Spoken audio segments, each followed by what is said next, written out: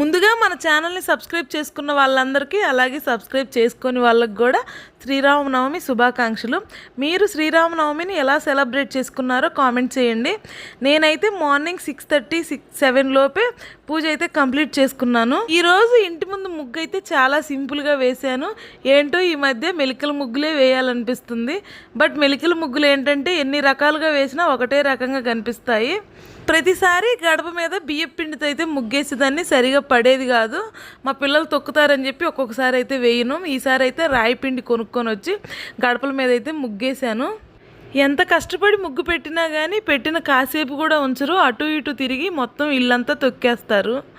అందుకే డైలీ అయితే గడప మీద ముగ్గు పెట్టను. ఈరోజు స్వామికి ప్రసాదంగా పానకం వడపప్పు అయితే ప్రిపేర్ చేశాను. శ్రీరామనవమి అంటేనే గుర్తొచ్చేది పానకం వడపప్పు కదా. డైలీ వంటలు చేసుకునే గిన్నెలు అయితే ప్రసాదాలు ప్రిపేర్ చేయను. ప్రసాదాలు చేయడానికి సపరేట్గా గిన్నెలు అయితే ఉంటాయి. ఈసారి పానకం అయితే కొంచెం ఎక్కువగానే కలిపాను. ఇంటి పక్కన వాళ్ళకి, అలాగే మా ఇంటి పక్కన పిల్లలు ఉన్నారు, వాళ్ళందరికీ అయితే తలో గ్లాస్ ఇద్దామని చెప్పి. స్నానం చేసిన వెంటనే ప్రసాదానికి వడపప్పు అయితే ముందే కడిగి నానబెట్టేశాను. నేను అన్నీ ప్రిపేర్ చేసుకునేటప్పటికి వడపప్పు అయితే బాగా నానిపోయింది.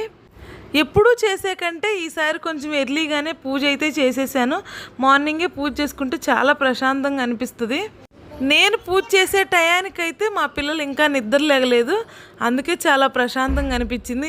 ఎలాంటి హడావిడిలు లేకుండా పూజ అయితే కంప్లీట్ చేశాను. నైట్ అయితే మార్కెట్కి వెళ్ళి బంతిపూలు తీసుకొచ్చాను కదా, అవైతే వచ్చి రానట్టుగా అయితే అల్లాను. ఆ పూలను అయితే దేవుడి మందిరానికి అయితే అలంకరించాను.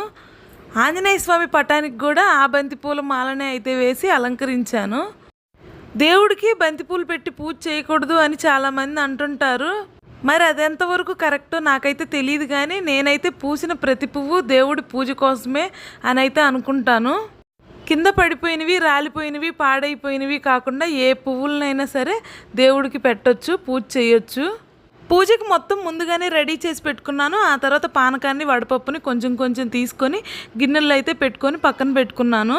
నేను ఎప్పుడైనా సరే ఫస్ట్ దేవునికి దీపారాధన చేసి మనస్ఫూర్తిగా దండం పెట్టుకున్న తర్వాత దేవుడికి నేను చేసిన ప్రసాదాలు అయితే పెట్టి ఆ తర్వాత అయితే హారతిస్తాను. ఆ తర్వాత ఇంకా టైం ఉంది, పిల్లలు లెగలేదు అని అనుకుంటే కూర్చొని ప్రశాంతంగా హనుమాన్ చాలీసా అయితే చదువుకుంటాను. నాకు మ్యారేజ్ అయ్యి నాకంటూ ఒక ఫ్యామిలీ ఏర్పడిన తర్వాత ఇదే నా ఫస్ట్ శ్రీరామనవమి. సాంబ్రాణి వేయక చాలా రోజులైందని చెప్పి ఈరోజు అయితే ఇల్లు మొత్తం సాంబ్రాణి